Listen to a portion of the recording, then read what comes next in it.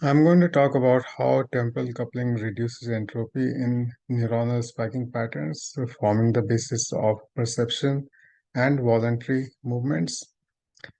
This is a slide that shows interaction of visual area with motor area, which results in increase in the mutual information depicted by the overlapping area.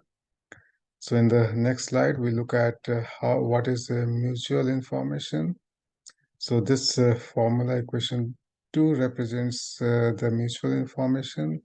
Mutual information is basically the correlated activities of neurons in visual area and motor area.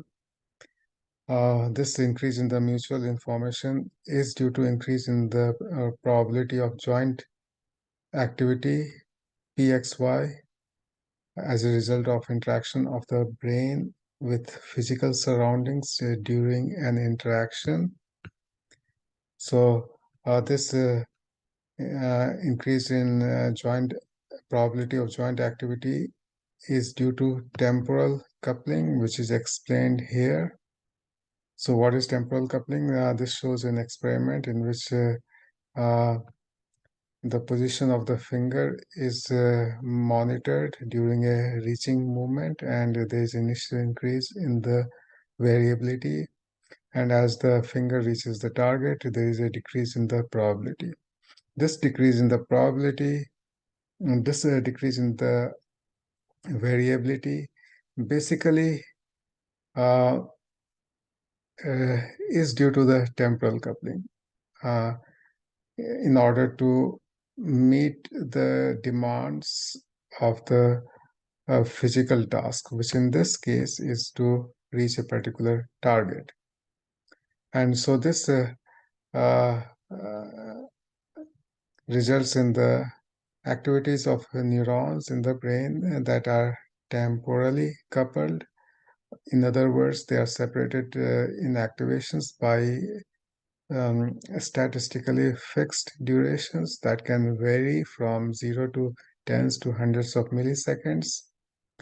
And so that is responsible for decrease in the mutual uh, increase in the mutual information and a decrease in the joint entropy. This decrease in the joint entropy from no interaction to some interaction is responsible for the knowledge that is the basis of voluntary motor control.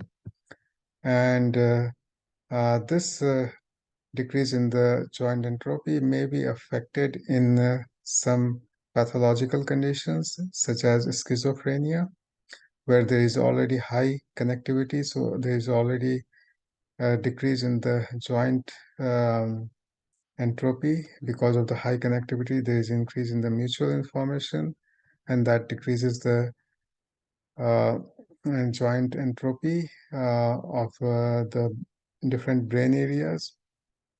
And so that interferes with the efficient information processing responsible for the symptoms of schizophrenia and also for symptoms of Parkinson disease, which shows a deficit in motor control as well as some cognitive functions. And the last slide basically summarizes the various conclusions